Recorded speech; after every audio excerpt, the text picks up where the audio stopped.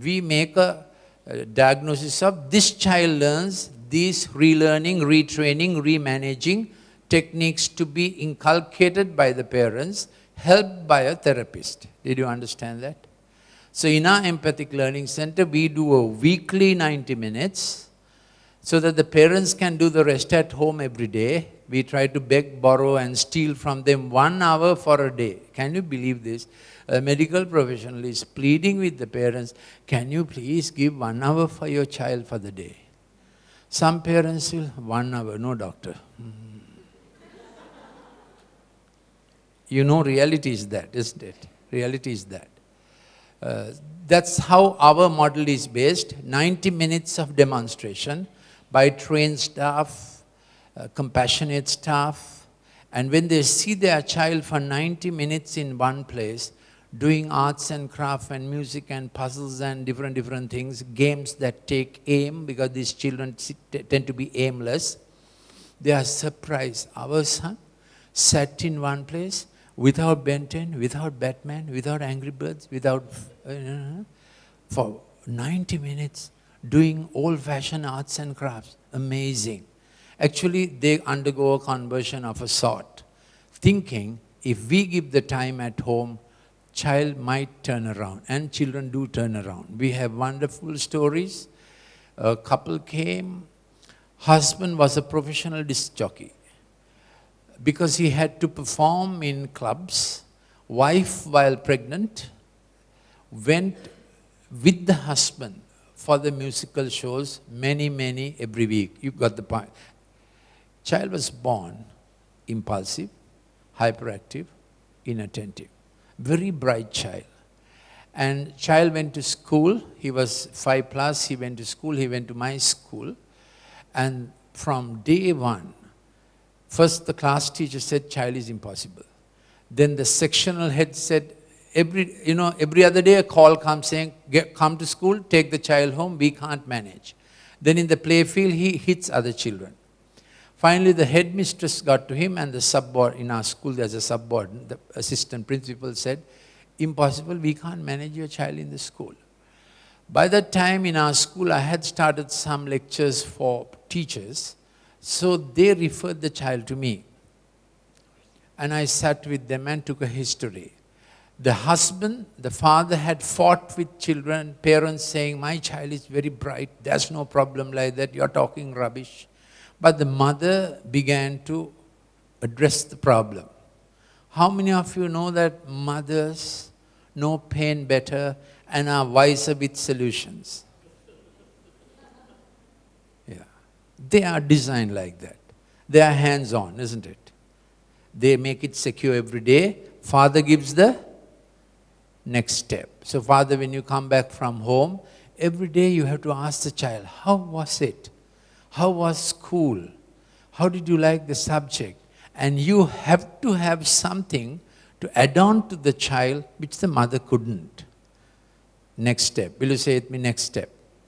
Then the child feels very confident about the future and the external environment. He becomes a champion, overcomer over the external environment when the father has had the right input into the child.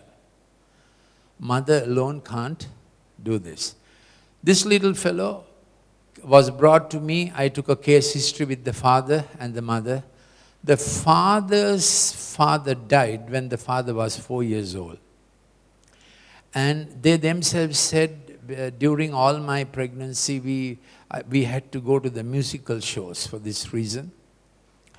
And he cried. We did a little more spiritual ministry to them. Every Friday evening is our empathic learning center. They brought the child for 5 weeks. They still bring the child. But by the 5th week, complaints stopped. Child was normal back in the class, and the headmistress called the father and said, what happened? In fact, the headmistress said, this must be God. Something has happened for this child. He's so changed. So, will you give a hand clap? It's a good story. This is to encourage you that children can be completely recovered. When I saw this little fellow on the first day, I said, he has tipped off, difficult. Probably this happened in the mother's womb. When you sit with a lot of children, you can come to a clinical diagnosis thinking this may have happened to the child in the mother's womb. Whatever influence that went into the child's brain. Okay. So in classifying, I have classified this kind of children. One, children impulsive from birth, which means that in the mother's womb, the change must have come. Two, high IQ children, note it down where you're, and you have to put your questions. Next session, I will begin with some questions you ask. So you have to write down questions.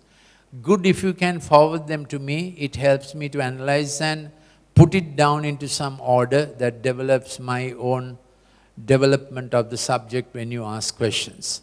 Second kind of child, high IQ child, those children need a second timetable when they come home. So from 2 o'clock, what time do your children come home from primary school? Let's say 2 o'clock. 2 o'clock to 8 o'clock, you must have another timetable. Not a very strict one, but 2 to 3, food and rest, 3 to 4, elocution, 4 to 5, football or cricket is a much better game. You can bowl, and cricket is the best game ever for outdoor. I mean, it's a very intelligent game, and you can, yeah. So 3 to 4, 4 to 5, whatever. Then therapeutically, these children get healed with swimming. Swimming is the most balanced right brain, left brain activity, to use an old terminology so that you can understand. You understand, isn't it? Other thing is, when you walk, run and kick, you do your own thing. How many of you know in water you can't do your own thing? Yeah, you have to work with the water, correct? Yeah. So swimming the water has a way, when the child is swimming, he automatically learns submission. His brain, swimming is the best activity for these children if they are really affected. And it's a good thing for dad to take the child swimming himself. He can swim alongside the child, sacrifice building up his, men are also conscious of curves these days, they're,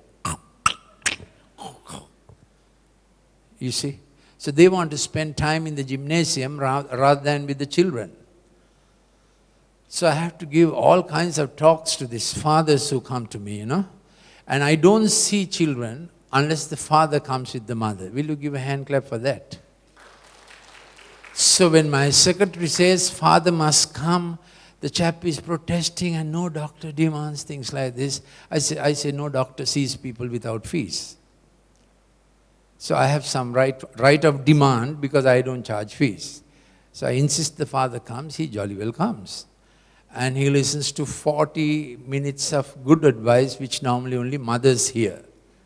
Okay? So children with high IQ, every hour there must be something for them to do. And digital should not be part of that. I'll come to that. Best cartoon is the cartoon that children do not watch. You can write it down. They are very good cartoons. But to begin with, we say, okay, half an hour only. Never daily. Never daily. Some more things, we will get into it later. High IQ child, parents have to get involved. You have to give them puzzles. There has to be a separate playroom if possible, and things to do in that. Did you understand the high IQ child? They're the most prone to get mechanized and chemicalized in the brain. If you don't engage their heart, children know to engage their machine. This is a very powerful machine. But if this takes over life, it's terrible, isn't it? So if children are not given hard time, engagement time, they somehow know how to occupy their hours, and cartoons and digital games become the usual nanny. This is sad, because this child can become brilliant. But all children are born with the potential. Whether they become brilliant or not depends on training. You train brilliant. Otherwise, you lost the potential. Okay? Then there are kinesthetic children, something in their preterm, before birth or somewhere down the line, you heard earlier, they prefer to sit on a ball and study. They have to walk and study. They have to do the disco and study. That's a small percentage. They were always there. The digital revolution has produced more of the kinesthetic children. If you understood that, wave your hand. This is not a good change. So they are encouraged to be mobile while studying. So provide them some regulated drama kind of kinesthesia rather than aimless kinesthesia, if you understood here. Let their activity have a good end, organized end, to do it with others. Always do it with others. ADHD-prone children must work in teams, so our empathic learning center goes in teams. They do things together. One person cuts, another person pastes, and they do drama together. Did you understand?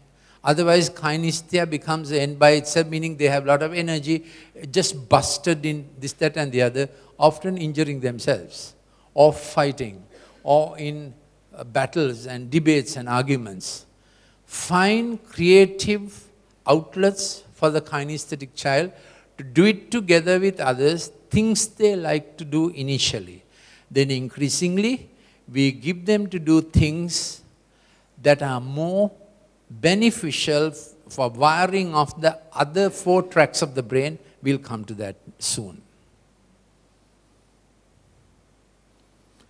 Next child is the digitally overstimulated child. This child is what he is purely because he is digitally overstimulated. Earlier child is what he was because he was born like that. It's not an abnormality. You need to know how to handle that child. This 4th child is the digitally overstimulated child. Obviously, you have to fast his digital diet, reduce it, introduce better digital activity, introduce normal play. Then you get the right brain child, as old terminology said. The child is all visually fantastic.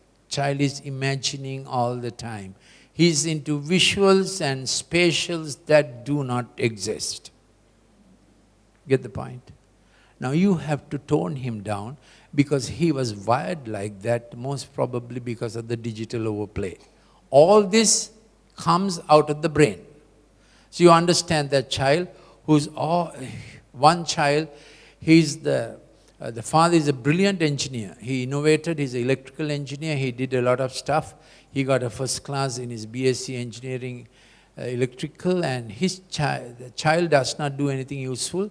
The daughter is the apple of the father's eye, always first in the class, just like the father. And the son, oldest son, is the oldest son in a Malaysian family very important? Yes. Is the oldest son very important in a Chinese family? Yes. Same with Sri Lankan families. And the oldest son does no studies, so the father brought him. I first spoke to them. Then I sent the child away because what the father and the mother are talking is injurious to the child. So I sent the child away. Then I sat with the child and I said, son, what do you want to do? I said, I want to become a veterinary surgeon. I said, sure, why not a medical doctor? No, I want to become a veterinary surgeon to save the albino rhinos in Africa. He's about 13, 14. I thought this is, first time I got to know that there are albino rhinos and that he's going to save them. So I had to speak to him, and then I came back to the father and said, design a curriculum where he plans what the family does and you plan it with him. So they designed a family trip, and father sat with the son and said, what do we gather, son? What do we take for camping? The son made the list. They did it 3, 4, 5 times. That kind of activity, you get that, visual, spatial, useless, was channeled into visual, spatial, useful. Then the other